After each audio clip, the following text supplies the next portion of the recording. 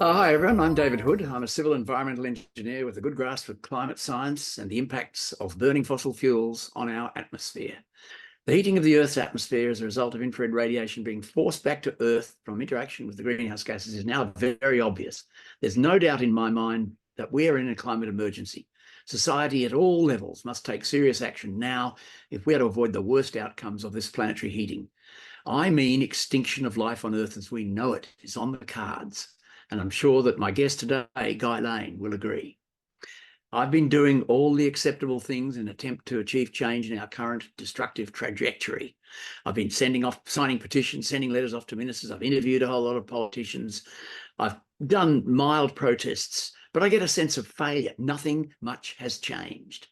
I've now become, as a result, a non-violent protest activist with hope that we can, through activity on the street and disruption, cause some change or bringing about political change for the changes that we necessary. But I know someone who may have the answer. Guy Lane, an environmental scientist, has over the past few years evolved a concept for humanity to save itself. I'm not going to explain it. I'll leave that to Guy. So let's get straight into it. Welcome, Guy, to this little interview. Thank you, David. Good to see you again. First up, what exactly is your concept? And if adopted, how can it save the world? So my reading of the climate and ecological crisis, or the polycrisis, or the Anthropocene crisis, there's different names to describe this mess that the humans have got themselves into. My reading of that is that what's the root cause of it is to do with worldview or philosophy, if you like, the philosophy that is held by millions of people. I focus mainly on Western people, but I'm sort of talking about people around the world. I say Western people predominantly because that's the culture that I come from, that I understand. So the worldview held by Western people is ecologically unsustainable. So, for example, the Christian traditions, the traditions of the beliefs in the value of capitalism and consumerism, the whole, even beliefs around, say, New Age spirituality, if you actually view these through the lens of ecological sustainability, you find that there's practically nothing of in there that helps us deal with the climate and ecological crisis. So my work over the last few years, which goes under the name Vita Sapien, Vita Sapien means life-wise, it's Latin for life-wise, has been sort of trying to explore that space. And the work that I've been doing in the last few years is to actually write a sustainable life philosophy, Vita Sapien Philosophy, but tapping into not just philosophy as ideas, but also ecological spirituality, which I regard as an extremely powerful driver of human behavior for pro-environmental behavior. Guy, you've been calling it a religion. Given that religions, as we currently know them, all are fading from popularity, why aren't you using some other descriptor, like you mentioned, life-wise philosophy, or something that is more acceptable to people in general that are not frightened of the term religion? Yeah, well, so the original conception of the idea that went back to an afternoon on the 18th of August 2016 was that looking at world religions, what I thought was we actually need a religion that's devoted to Gaia or to nature, whereas all of the other religions are devoted to God. That was the original conception of the idea. And I wrote an article and I posted the article about this on LinkedIn. And then I went on and did something else, forgot all about it. But a few days later, I was contacted by a guy in Malaysia that invited me to speak at an international event. And the subject that I was speaking under was gods and canons of the New Age. And so I had 2 months to prepare. So I just went through the process of actually creating the religion that I'd conceived of in the article, and then went and did my presentation and continued to work on the idea in 2020, registered a charity as a registered religious institution. So that's where it came from. What I realized then was, as you were saying, a lot of people have a knee-jerk reaction to the word religion, whereas I'm not talking about religion in the way that it's normally conceived with the God and the church and all of that palaver. What I'm talking about is, when I say religion, I'm talking about the definition of religion is from the Charity Commission, the Australian Charity Commission, is a belief in a supernatural. and the acceptance of canons of conduct Mm. to give effect to the belief. Supernatural covers a great deal of territory. Yes, it includes God, so there's your Christians and so forth, but it also includes following a football team. The football fans have exactly the same characteristics as people that go to church, but football clubs aren't registered religious institutions. So when I say religion, I'm speaking of it in that sense, in the sort of the deep love, passion, and following of something, as opposed to the institutionalized ancient religions of, the mainstream religions. Now, with all that said, I realized in the early phases of working on Vita that a lot of people found that idea difficult or not palatable. And so I realized that there was a broader piece of work to be done, which was like the broader philosophy. And so then I started writing this work as life-wise philosophy. That was the term that I used. And I've gone sort of backwards and forwards with the religion philosophy thing. I'm trying to find a way to make this information accessible to people. I don't want to put them off in the first instance. And so the way it's framed at the moment, so what I'm doing, I'm in Cambodia now visiting Angkor Wat. I'm in Siem Reap. Yep. And what I'm doing over here is I'm writing Vita Sapien Philosophy book. So it'll be about 50,000 words. And it's framed as a philosophy, but there'll be one little section in there that says, if you take this piece and you take this piece and you follow it, then that is the practice of Vita religion. So we're just trying to reframe the whole concept to focus on the philosophy side of it. And for those people who understand my perspective of religion, then they'll find that there's a non-threatening piece of religion in there. The two pieces, if I can say, are the belief in Vitae Planeta, which is the idea of the biosphere being a single organism, which is something you can hold as a spiritual belief, but you can't prove scientifically. So it meets the supernatural test. And there are 10 practices written in the book, which are good practices, whether you're a religious person or not. Yeah, I guess even calling it a new spirituality scares some people. I guess, why haven't you avoided all of those spooky ghost-like things that spirituality conjures up, fairies and god-evoking things? Like, the nomenclature does tend to frighten people away. Well, firstly, the most powerful, if you were to distill the work that I'm doing down into like 2 or 3 words, it's about advancing ecological spirituality. What I realized was that, like most of the environmental movement in its communications, is all very left brain. It's all very rational about, if this happens, then that happens. If we do this, that'll happen. What I'm trying to get to is that when people have a spiritual connection to the planet, right, that motivates them to do extraordinary things to protect it. Right now, when I say spiritual, again, I get a lot of blowback because not everybody accepts that they have spirituality. I was talking to an engineer last night, and he says, "Are you telling me that I actually have spirituality as well?" I said, "Well, in the view of Vita Sapien, it is one of the faculties of a human being. It's one of the things that makes us modern human beings. It's this capacity for art and for caring and funerary practices. And its evolution in the human central nervous system with language was around 70,000 years ago. And this is recognized in the remains left behind of these cultures, where there was an explosion of innovation and creativity and artistry and funerary practices. And so spirituality and innovation and engineering capabilities and mathematical capabilities of the human mind, in my view, are all part of a matrix of cognitive capacities that evolved around 70,000 years ago. Okay, so we all have spirituality. Now, a lot of people don't like talking about spirituality because they associate it with the church. Okay. Yeah. When in reality is extremely broad. You spend time working with Aboriginal people, right? They have a very clear spirituality grounded in the ecosystem of their territory. And that's really what I'm trying to explore in this work. How do you take something like indigenous spirituality, connection to nature, and apply that into the lifestyle of a Western person who has much less association with Earth, with place, but still has an association with the biosphere?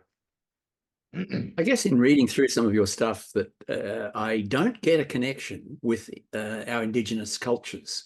You mention it, but you don't then explore it, like bringing an indigenous person in to help you develop the relationship with land that they have and how the feelings come from within.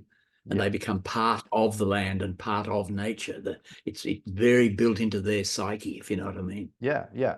Well, the first and most important part of that is the concept of Vita Planeta, which is the idea that all the living things on the planet are part of a single organism, which creates this sense of oneness, which is, I think, is at the heart of indigenous philosophy. Is that for example, if they see the forest with the indigenous people in it, they're a part of the forest, whereas Western people would tend to see a forest with people walking in it, that the people are apart from the forest, outside of the forest. Yeah. So what I'm trying to bring across is that we are, by virtue of being living beings on this planet, we are all part of the ecosystem, and the ecosystem is regarded in this spiritual sense as a single living entity of which we are parts. That itself is tying in with indigenous worldview.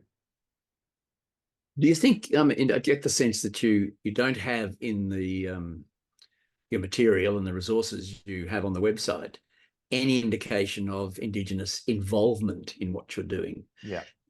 Maybe that's because you feel that their spirituality would frighten people away, frighten the Western culture away. Is that a thought you've had? No. I think I've yet to properly bring Indigenous people into Vita Sapien. Okay. Yeah.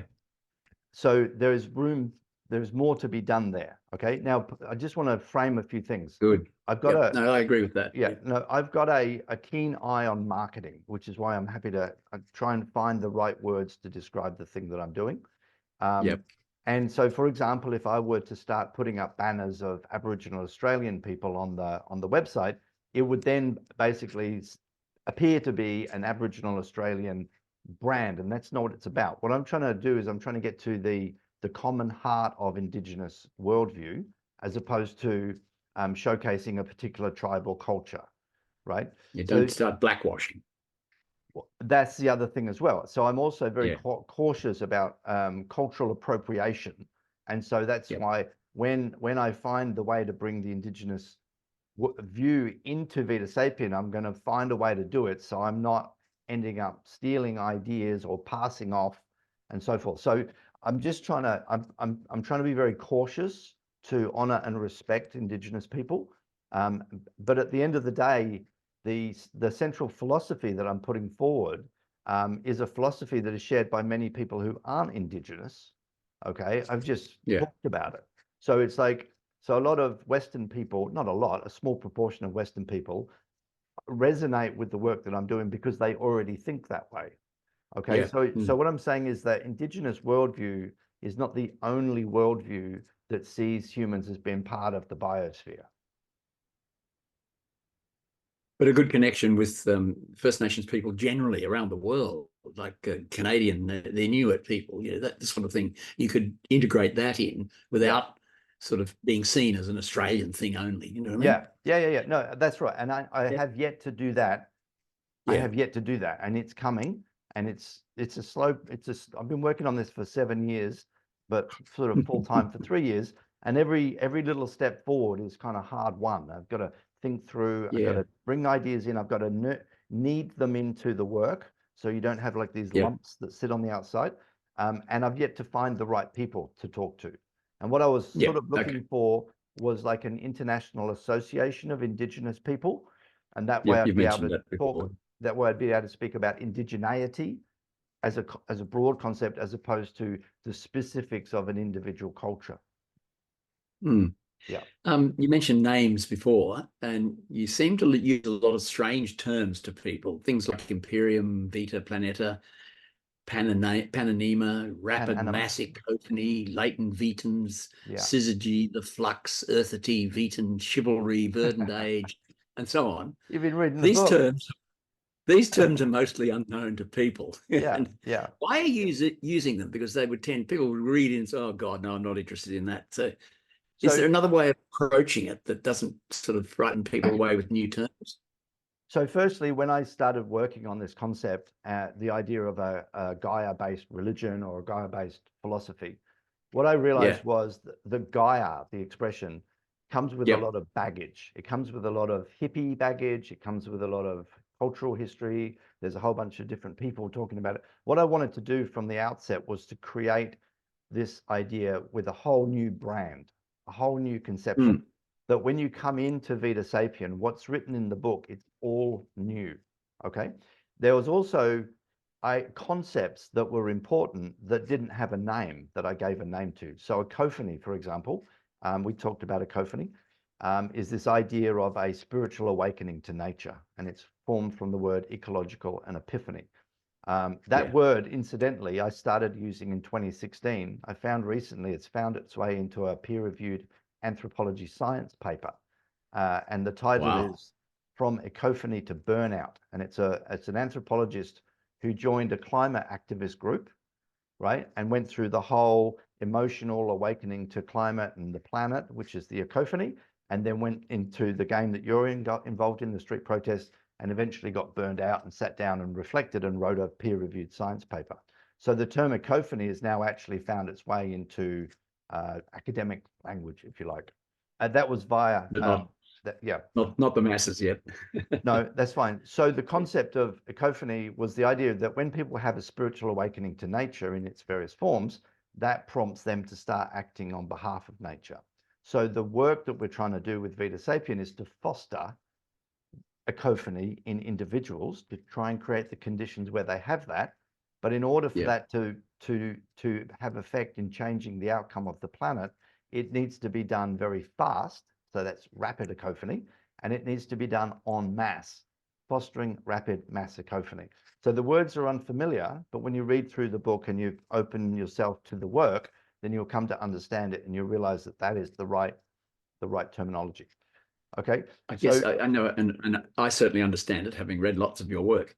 But maybe, as you mentioned before, a marketing approach to this is definitely needed if you're to get into the masses, and start getting people to convert. And I mean, I'm right behind what you're doing, because we need people to change, and we need the system change that you and I would agree is needed, is necessary. What about flux? What just explain flux to people. Okay, just one more thing back on that previous point. So up until now, all of the work in Vita Sapien has been done by myself, with some support of yourself and others. Okay, but it's just me. So I've never had the opportunity to sit in a boardroom with a bunch of really smart marketing and communications people to actually map out target audiences and This has been done on a shoestring budget, and this is as good as I've been able to get it. The aspiration is to find a proper resourcing through philanthropical donation or a benefactor of some sort, then actually take it right to the next level, which is to figure out how to communicate the core ideas to the public, find target sectors, marketing and advertising, and then it transforms. And I let go of everything that needs to be let go of through that process. Okay, so excuse that it's clumsy. It's as best that I can do it at the moment on my own. Okay. Yeah, I understand that. Okay, so back to one of the other terms, which is flux or biophysical flux. It's a principle that as we are part of a global ecosystem, then when we die, the minerals and energy in our body should be returned back into the ecosystem from where it came. So the human being is an assemblage of molecules that have been drawn from the atmosphere through the plants, and the soils, and so forth. And so we are the custodians of that energy and those minerals during our life.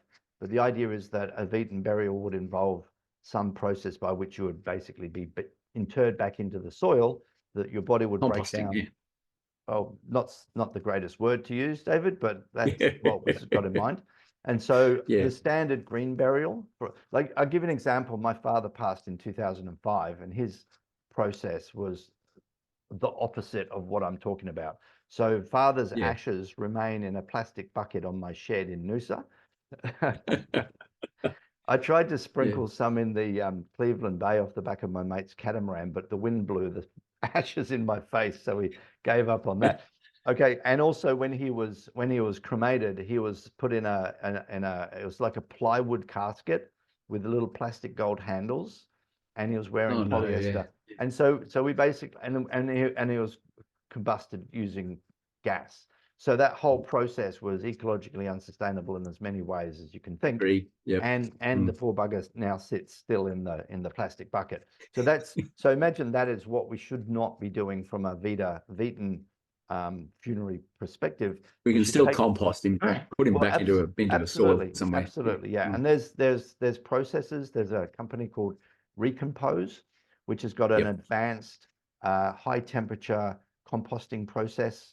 It takes about a week, and you end up with basically a barrow full of humus that can go onto soils, or you can just bury people in the ground. That's the old way of doing it, but wrap them in cotton. And so that's the idea of how do you respect this philosophy about being part of nature through funerary practice.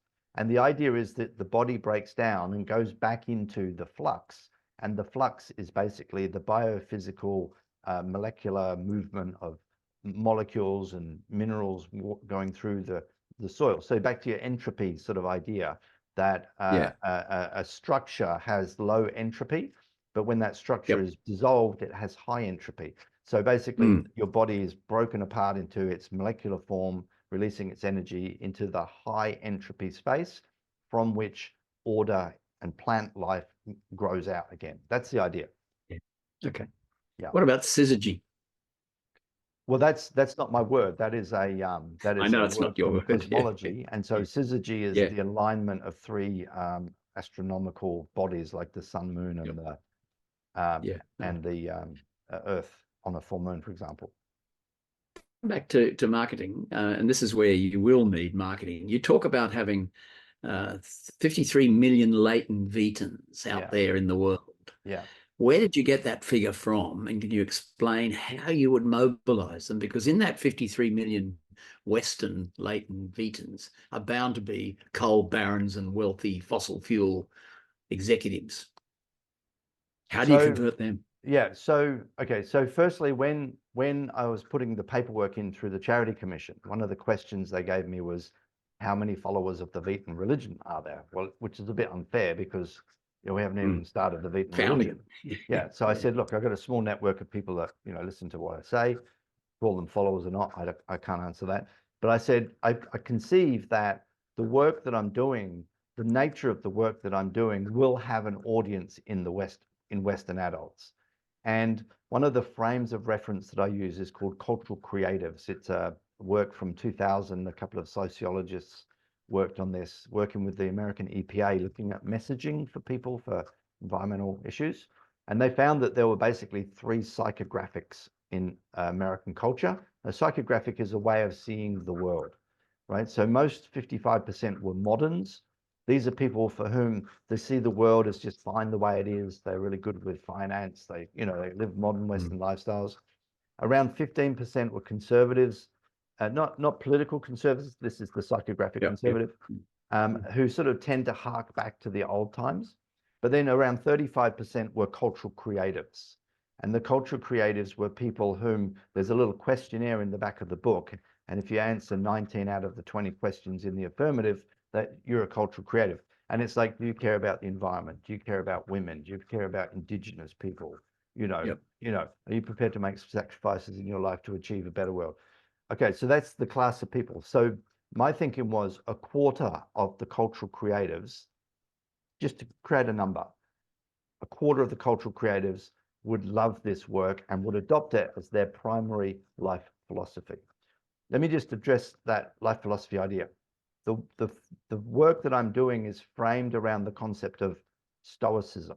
Stoicism was a life philosophy founded by Zeno of Citium back in the ancient Greece times. It was a philosophy that sought the pursuit of eudaimonia. Eudaimonia was living a good life, how to live a life that is good for you and how to live a life that is good for the society in which you live. Stoicism came to be the main philosophy of the educated classes of the early Roman period. Marcus Aurelius and a couple of the other emperors were Stoics. Marcus Aurelius wrote about Stoicism in his book called Meditations. So what I'm trying to do is I'm trying to create a philosophy that becomes the foundational philosophy for Western civilization that is grounded in a love and respect for the life support system of the human beings. Right. So that's the nature of the work. It's non-exclusionary. So you can be a Christian and hold these Vitan beliefs, right? Or hold the or subscribe to the Vitan philosophy. So my friend in New South Wales, who's a forestry guy, he deeply loves forests, understands and loves nature and the biosphere. He's a devout Christian. Okay. I said, "You're a Vitan Christian." He said, "Sure, or maybe I'm a Christian Vitan. Let's argue about that some other time," right? Yeah. So that's the idea. It's a non-exclusionary belief, but it's meant to be a foundational belief, okay, that you can then add whatever you like on the top, okay? Yeah. And ultimately it's incredibly rational, because at the heart of what I'm trying to do is to help people to accept philosophically and spiritually that we should protect our life support system. Absolutely. Yeah. Yeah. Yeah. I used to be an altar boy in the Anglican Church as a 14-year-old, and I just remember all the trappings and the things in the conduct you had to go through and all the bloody stuff you had to wear, etc. I'm just thinking, do you really expect the masses of ordinary people who are already shunning these religious practices that they will adopt canons of conduct that the Vita proposes for its adherents?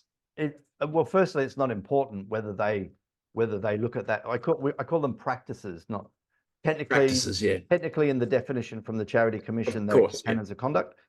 All of the Charity Commission work regarding religion is all focused around Christianity terminology. Okay, so Yeah. for example, it says it makes reference to a seminary, which is a place where you go to learn about a religious tradition, and it says, for example, a church, a Bible school, right? So the whole framing of the language that I've been used or coached with from the Charity Commission has been around Christian language. Okay, so I use the word practices. And the thing about the practices is that people can read them and go, "Hey, that makes sense. Hey, that makes sense. Hey, I'm not sure about that one." But we're not in the game of forcing anybody to do anything. It's like an offering. We give people the offering. They can read the philosophy. They can think about the spiritual connection to the supernatural, the Vitae Planeta. They can look at they can take it or leave it. There's no gun at anybody's head. Now, if somebody were a proportion of people, like imagine a bell curve, a small proportion of people will be deeply passionate about it, and they will follow the practices to the letter because they have a religious inclination, and it's all right there if they want to have a religious inclination. If you're more of a secular person that just likes the philosophy, that's probably going to be the most of the people. But it's all there. What I've tried to create was that you can come into this space, and depending on what your inclinations are, it's all there available for you, which is why I persist with the religious part of it, and also persist with the main focus on the philosophy. Back to the 53 million, a quarter of the cultural creatives in the West is 53 million people. That's around 8% of the Western adults. Okay, and I think that's sound. I think that's sound because what I'm offering is something that doesn't really exist yet. It's like a nicely thought through life philosophy that helps to ground you in advancing an ecological civilization or saving the planet or whatever you want to call it. And of course, the outcome that we're looking for is the verdant age, which is the potential future time when humans and the biosphere live in balance. In synergy, yeah. In synergy, yeah. Why do you bring in weapons to Vegan practice? The archery. Yeah. Yeah. So I bring in the Vetan archery from a perspective of hand-eye coordination, health and fitness, social inclusion, fun activity, but also there is a spiritual aspect to archery, and also archery was one of the early evidences of the origins of spirituality. Remember when I'm saying that spirituality evolved in conjunction with the engineering capabilities and the opening of the brain to do all these things? The earliest evidence of those people is actually stone arrowheads, because the artifacts that they made out of bone or wood or fabrics are long gone, but stone arrowheads. So there's a whole bunch of different threads that bring in. One of the other principles, and this is important as well, is one of the practices is called reinvent new year. The idea of reinvent new Yep. year is to look at all institutions. You see, to have gone from a relatively ecologically sustainable civilization pre-industrial times, say 1600s, to the near collapse of the ecosystem and the heat death of most life on Earth in 250 years required all institutions to be in on the murder. So the call of Reinvent New Year is to look at all institutions and find the sustainable version of them. Now, if you go into an archery shop, you'll see that nearly everything is made of plastic or aluminium or composites. And so what Vita Archery is this idea of let's go back to traditional materials, wood, you know, hemp for the string and so forth, and let's have archery that's only made out of wood materials, all right, as a way of actually advancing archery, but also advancing sustainability. So Vita Archery is the thing that I developed a passion over. So that's, and it's in here. And there's a whole bunch of other ties in as well. But you could have, what's the Vetan version of football? What's the Vetan version of recreational fishing? That's the idea of reinventing. Have a Vegan netball, for instance. Well, I mean, what does that look like? Maybe harmless than maybe the ball isn't made of plastic, for example. You know.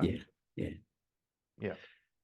Guy, a lot of people I talk to kick back when I try to enthuse them about Vita Sapien. How do you dispel the thought in people's minds that this is suggestive of a cult-like movement? Now, we've discussed this in the past. Yeah. So I'm not in the game of trying to dispel people or otherwise. I put my work out and they can think of it what they like.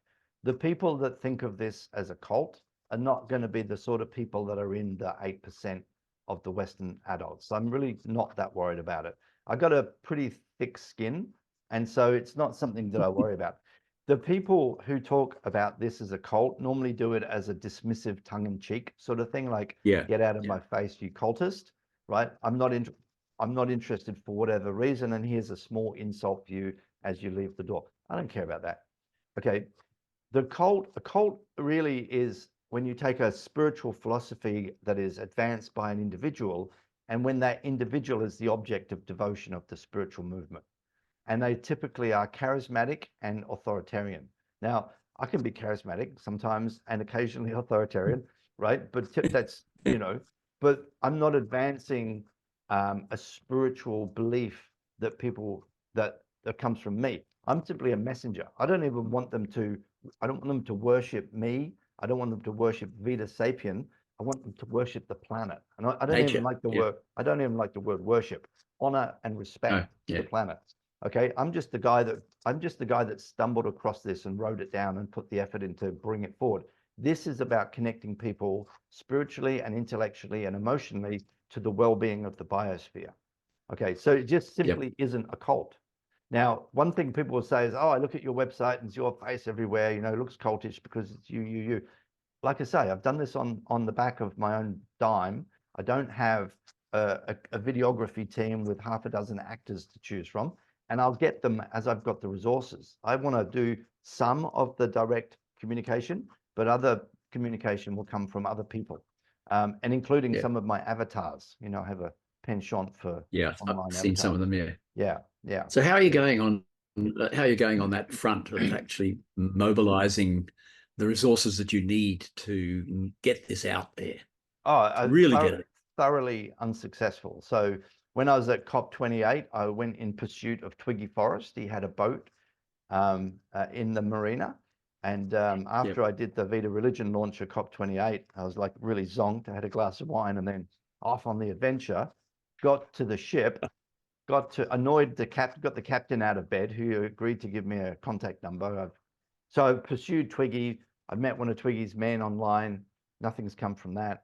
When I was in the UK, I was pursuing a guy called Dale Vince, who's a fascinating guy that runs a green electricity company and also a vegan football team. And he's like, I thought he would actually be, of all the people in the world, the most resonant, but I just couldn't get through to them. I just haven't been able to break through the force field of a green billionaire yet, or even a green multimillionaire. So like, you know, 8 out of 10 for creating the philosophy, 0 out of 10 for getting it funded. And I just don't think Okay. that it's possible for this thing to grow. It's conceivable it will grow on its own organically, but it won't grow Yep. far and fast enough to have a meaningful impact on the planet unless it gets properly boosted. So I just keep working on that and then pursue billionaires when I come across them. We have less than 2 minutes left on Yeah. this Zoom. So thank you so much, Guy, for that discussion. It's Yeah, been that's very great. enlightening. Great questions. And Yeah. and it's answered a few questions in my mind, as you know, you and I've had lots Yeah. of discussions on this. Yeah. I wish you all the very best in this pursuit of yours, and I hope that something soon comes of it, because God knows. Sorry, didn't mean to mention God. Gaia knows. Gaia knows we need a solution fast. We need it now, for instance. And it has to be foundational. It has to get to the root of the problem rather than dealing with all of the symptoms.